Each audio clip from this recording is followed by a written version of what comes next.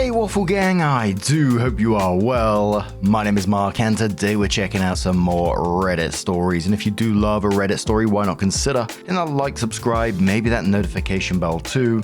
Let's crack on with today's first story.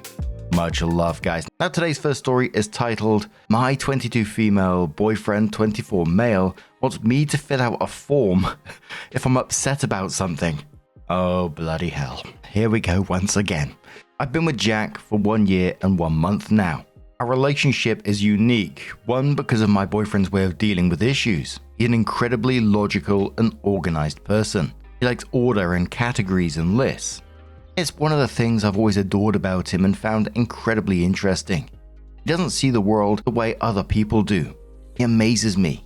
He'll create spreadsheets and diagrams to work out the best way of commuting to work. If he has a decision to make, he makes pretty much a folder of paper with information to help him make his decision. He'll make lists of pros and cons. He'll read books. He'll create comparative diagrams and pie charts and all sorts of stuff. He's so incredibly thorough about everything. I've never known him to make a mistake in his life. He solves problems in a flash. If I come to him with a problem, example, a woman at work is upsetting me, he'll sit down with me and create a mind map of all the options. Then we'll work out the risk and reward of each option, then decide on a solution, then decide how to stop it happening again, etc. He loves everything to be on paper and to be thought through. He's passionate about it. This is going to be a bit of background info because it does explain his behavior. When Jack was 16, he was in an emotionally abusive relationship with a very manipulative and horrible girl. She was irrational, impossible to reason with, scheming. She'd twist his words and make him out to be an awful person.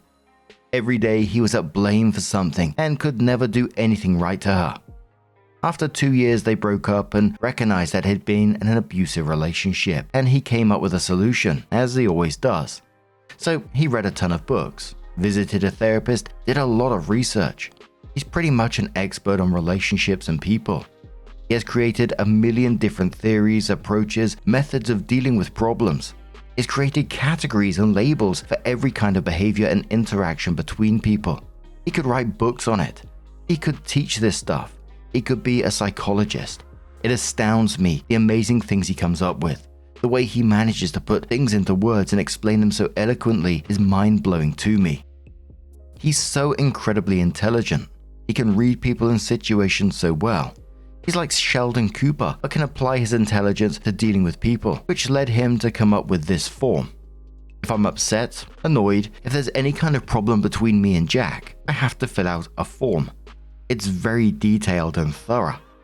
I have to identify the specific behavior that has upset me, why it has upset me, what my exact emotions are towards it, how I think it can be solved, how I think it can be avoided in future. The form is like 3 pages long. I have to classify how bad the problem is by a scale of 1 to 5 at the top of the page. I am not joking. 1 is a mild annoyance that is bugging me. 5 is make or break, deal breaker, seriously hurtful stuff. It's crazy. We have copies of the form in a drawer already. I've probably filled out this stupid form about 15 times in the time we've been together, so like once every 3 weeks. Is that right? Once I filled out the form, I have to leave it for a few hours and reread it again. By the way, when I'm saying I have to, I mean this is what he suggests I do. He's not forceful about it. I have to adjust how annoyed I am if I've calmed down or gotten more upset. If I've missed anything out or decided that something is no longer a problem, I can add it in/cross it out. Then I hand it over to Jack. We don't speak for an hour or two, however long it takes him to process the information and come up with a response. He validates my feelings, explains his point of view, and then together we make a joint decision and compromise on the outcome of the problem. It's a very, very clinical and almost mathematical, does that make sense, way of sorting out a problem. But it does work. He's given me the form with his problems 5 or 6 times. It is a two-way thing. At first I found it fascinating, loved the idea of it, loved how simple and logical it was. I enjoyed filling it out. It helped, and I guess it still helps me express myself and sort out my feelings and emotions. I do understand myself better as a person. I understand relationships and their problems better. But now it makes me feel like I'm at school or work and I'm filing an official complaint. I feel like he's my head teacher or my boss, and it feels patronizing and stupid to be filling out a form when I'm upset about something. I feel like an idiot handing over the form and waiting for a response. Our relationship is not a product or a maths problem. Everything is about reflecting and processing and solving, and it's just getting annoying and ridiculous. I made the mistake of talking to my friends about it, and now they just take the piss, asking if I'm going to have to fill out a form if I express any annoyance towards Jack. My sisters think he's being controlling, but he's not. Although it's a controlled way of doing things, he's never made me do it or try to guilt trip me if I don't want to fill it out. A few times in the last couple of months, I've asked for us to talk about a problem instead of filling out forms, and he agrees. But even when we're talking about it, I know he just sees the form in his head and is asking me the same questions that are on it. Last week we got into a huge argument about the form. I called him abnormal and told him he needed therapy. He said that he's happy and he likes his life under control. He recognized that my feelings about the form are valid. He said that he was always willing to compromise. He said he doesn't want me to feel like he's my boss or teacher, and so he started holding my hand when we discuss a problem and using more pet names and talking more emotionally to me, and we don't use the form for small problems. But I know that he's just applying something to a situation. He's just seeing it as a mathematical problem, and if he does X and Y, then the result will be Z. I've told him this is the way I feel, and he said that he understands why I feel that way, but it's the only way he knows how to be. He wasn't sure what we should do. It was his idea for me to post here. If he was a bad person, he'd be terrifying, but he honestly has a heart of gold. He uses his powers for good, so to speak. He has never ever tried to invalidate my feelings, and his intentions with this form are only to solve our problems. But writing them on a form makes me feel like they are invalidated. It makes me feel like we're a maths equation and he knows all the answers and I'm a 6-year-old that can't do 2 + 2. I know the majority of people are just going to say you're incompatible, he's crazy, break up, but he's kind of onto something. Like, we do solve our problems fast. We never have repeat problems, but the way we solve our problems has become a problem. Please help. Opie added another post on another subreddit that was titled, "My boyfriend made a form for solving relationship issues," and said, "If you look at my post history, you'll see that I made a relationship thread about it because I couldn't decide if it was something that I wanted to continue using. A lot of people wanted to see the form, but I couldn't post it on relationships, so it was advised that I posted it here. I'd love to hear everyone's opinions and see what kind of discussion this could spur. I couldn't find the most recent version of it on my PC. He's revised it a few times over the last year, but this version shouldn't be too different. There may have just been a few spelling or grammar mistakes. I'd love to know how many people will consider using this in their relationship, how useful they think it could be, etc. I got my boyfriend's permission to post this beforehand, and he would love to know how it could be improved and hear everyone's opinions." Opie then shares the form link and the form explanation and says, "Edit, I'm not really asking for advice on my relationship anymore, just on the form itself." But since then, the form disappeared and basically it couldn't be recovered, but there were some people discussing the form down in the comments below, so it might give us some hints to what was going on. Chelsea Dagger says, "Did you read the form explanation, which really is an instruction manual? That's the part that makes it weird to me.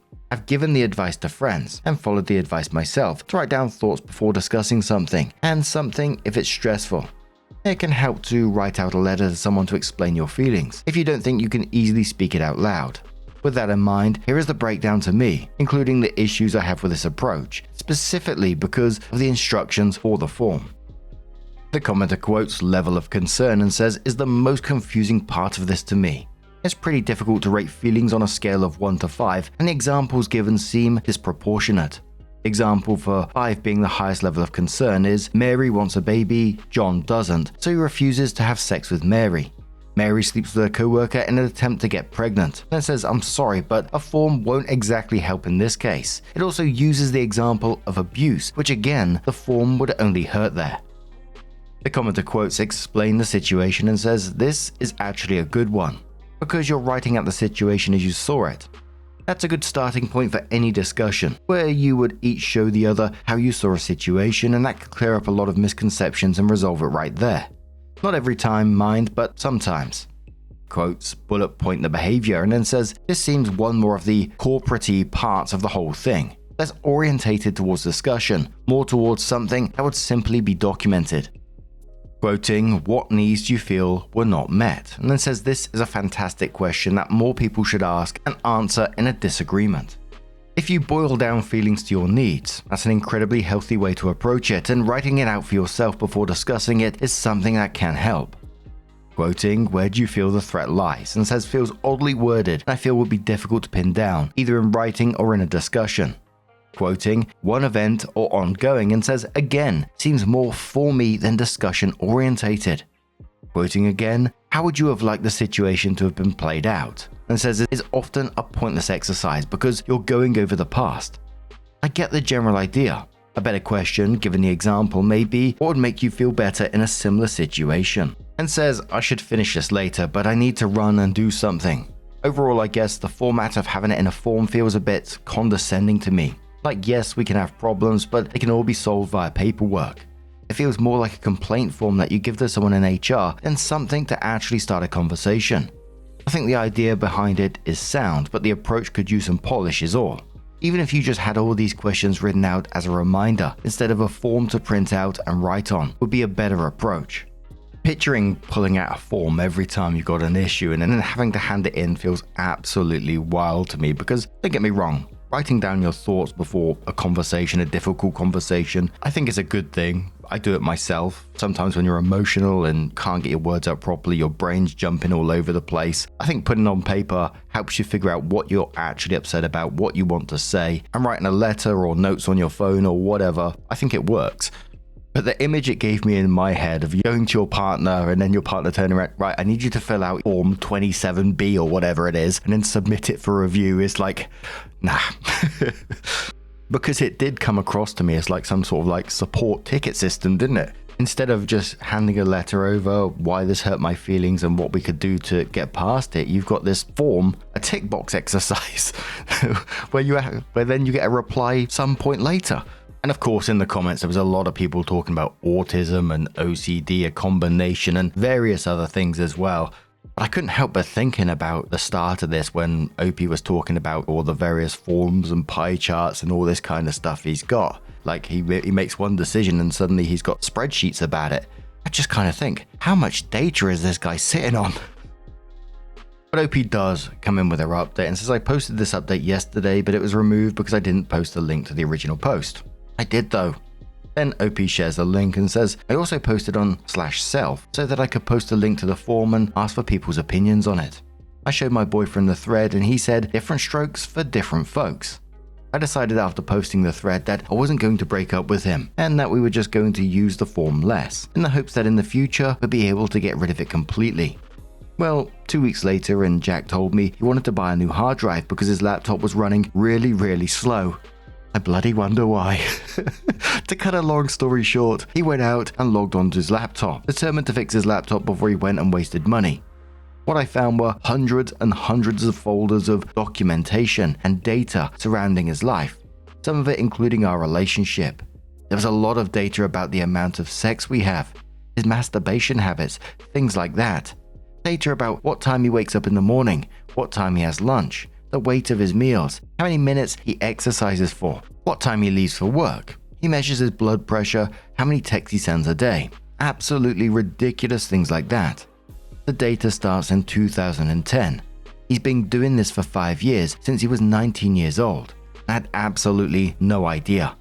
He does spend a lot of time on his laptop and his phone, but whatever. I've peered over his shoulder, it's always been innocent and normal things. I almost never sleep over at his house because we both wake each other up constantly. I guess that's why I never realized him measuring things. I was really angry when he got home and we had a huge argument about it because I felt violated that he was collecting data about me and our relationship and I had no idea. For fuck's sake, if your partner is going to write down every time you have sex, you'd want to know about it. Am I right? He ended up leaving and coming back a few hours later and we tried to talk about it. He said he's not doing anything wrong because he doesn't show anyone the data and he doesn't use it for anything malicious. He just likes to see correlations and the relationships between data, and then he showed me all these charts that he's made from his data. Things like the amount of time he spends exercising compared to the amount of times we have sex. He also documents how many times he cries, which completely shocked me because I've only seen him cry twice throughout our whole relationship. He says he does experiments, like makes an effort to text 5 people in a week, and he sees if that makes him happier / helps his friendships or whatever. I was still really angry, so I went home and told him I needed some time to think. And then he texted me like 7 times, and I made a chart of how many times he texted me compared to how likely I was to break up with him, which I feel really pathetic about now. I didn't even want to post an update, and I felt like we're going to be okay and that I was being stupid about the form, especially when he was so willing to give it up. But now I feel like an idiot and I'm at the end of my tether.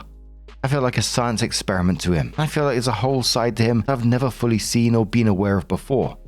If I asked him to go to therapy, would he be able to stop doing his crazy calculations and data gathering? Snooze says on the back of this, she's still with him. Commenter replies saying, her breakup form submission is still under administrative review due to incomplete fields / supporting documents. One more commenter says below that, processing time, approximately 3 to 6 months. Bloody hell. I'm just going to turn this one to you guys. What do you guys make of this situation? What would you do in it? Let us know your thoughts down in the comments below, and let's move on to another story. Now our next story comes from the Am I the Arsehole subreddit from SG Throw, who says, am I the arsehole for accepting an inheritance? Throw away because some of my cousins might recognize the situation. I won't mince words. I'm 22 female, the product of an affair. My father comes from a wealthy family and is a businessman in Asia, and my mother used to be a flight attendant in the 90s. My dad has always been there when I was growing up, even if my mum and I live in the US, and has provided for us financially. His real family knows about me. He and his wife Sarah got married out of business convenience, and she's never resented me or made me feel bad in any way. I've always respected her for letting me have a relationship with my older brothers and letting me come with their family on summer vacations. She even sent our family flowers when my mum got married a few years ago. Sadly, Sarah passed away from cancer a few months ago. It's been rough on my dad and brothers. She was a wonderful, kind woman, and I miss her a lot. Sarah was very, very wealthy and left my brothers a significant inheritance. Apparently, she also left me something in her will, a few $1,000s. I burst into tears when my brother called me with the news. I didn't expect her to even acknowledge me in any way as a husband's bastard child, even if we had a good relationship. The problem is my family. My uncles and grandma think I shouldn't accept the money because I'm not family. My brothers have been saying that over in their country, Sarah's family is also contesting the will to remove me because I'm not her daughter or related to her in any way. I've been feeling pressured to not accept the money, even if my dad and brothers say I have every right to accept it. Am I the arsehole for thinking about taking my inheritance? Like OP said, Sarah sounds like a wonderful person who welcomed OP on family vacations, let her have a relationship with her brothers, sent flowers to her mum, and then even remembered her in the will. So when family members start with a whole "you're not family" argument, my response would be pretty simple to this, is that Sarah disagreed. It's her money, her will, and in the end, her decision. If she wanted OP to have a few $1,000s, that's the end of the discussion as far as I'm concerned. And you should 100% be accepting it, not because of the money, but because refusing it almost feels like rejecting the last gift from a woman who spent years showing you kindness. A commenter says to OP, info, you say she was very wealthy and also that you received a few $1,000s. If that is true, why do her apparently wealthy family members even care about this pittance? OP says they live in a pretty conservative Asian country, and her family was never really okay with them being accepting of me. I think they just don't want any part of her associated with me. Commenter says not the arsehole.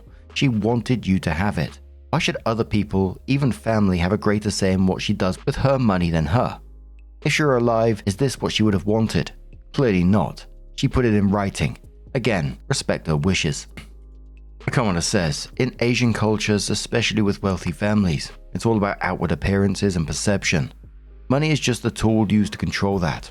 Agreed, the amount is peanuts here, so that's probably not the issue. I think given the circumstances, it wasn't something they could just pay to go away in the past, and I bet it's driving them nuts. Sorry OP, that side of the family sucks, except the mum. Commenter says not the arsehole, but I also wanted to add, if it all goes bottoms up and they somehow don't let you have the money, you can still hold on to that memory that Sarah clearly cared for you and planned for your future after her life was over. They can never take that from you. OP replied saying thank you so much for this comment. My brother found this post and after confirming that I was the one who posted, wants to thank everyone for the nice comments about his mother. She is as kind as you all think she is. Commodore says, guessing Singapore from the name? Are you trying to maintain a relationship with that part of the family after this? Have you considered cutting a deal with your half-siblings? Publicly give the money back. Have them pay you back in private. Basically, lie to keep the peace. Opie replied saying, hello, not from Singapore but Southeast Asia, so close enough. I don't know much about the laws of our home country, but my brothers say legally it's binding. I'm just waiting for the mods to approve an update post before talking more about it. So Opie did come in with that update and says, I'm honestly floored with this response. I just posted on here to kind of vent about my situation since a friend brought it up yesterday and asked how I was doing. Thought I'd post an update to share context and how things are going. My mum, dad and Sarah are all from the same home country. When she got pregnant, my mum was already in the process of moving to the US. That's the only reason I grew up away from my dad. They're from a country where having a second family is pretty common for men of a certain social class. Even prominent politicians have several families on the side, but our situation was frowned upon because it's expected that you treat it super discreetly and in secret, and we were pretty open about it, which is practically unheard of and apparently embarrassing for some members of the extended family. With regards to how things are going now, my oldest brother is a lawyer and has assured me several times over the past few months that the family doesn't really have a legal claim with contesting the will. And with the courts closed because of redacted, he's confident that this will all blow over soon. The entire situation really isn't about the money. A lot of the comments were right in saying that it's mostly about appearances and keeping money within the family. He actually saw this post and called me, and he agrees that I should honor his mum's wishes in keeping the money, and that if I feel a bit uncomfortable taking it, to think about it as a last gift from his mum, to show that she thinks of me as family too. I admit, I had a good cry over that. Stop it, you're getting me emotional. My brother says I should go and buy something nice for myself, but I'm thinking of using some of it to donate to animal charity since Sarah really loved her dogs. They were in her will too. All in all, I feel so much better about the situation knowing my family has my back. So that's it. Thank you for all your kind comments, especially the ones talking about how lovely Sarah was. My brother really loved those. Now, we already established that Sarah is just an absolutely wonderful person in this story, but also the brother in this who had Opie's back. No messing around, no keeping the peace bullshit, which we see in some of these stories, no trying to pressure into giving it up. It was just simply, Mum wanted you to have it. End the discussion. And I think OP, considering donating some of it to the animal charities because Sarah loved her dogs, I think that's a lovely thing at the same time too. But it got me going, this one. What do you guys make of this situation? Let us know your thoughts down in the comments below. And just a huge thank you for being here today, getting involved in the stories. Your love, your support, your time, it always means the absolute world to me. So thank you so much. And hopefully I'm going to see you in the next one. Take care. And much love. Did you hear Poppy tapping her way into the room then? She's a cheeky so-and-so.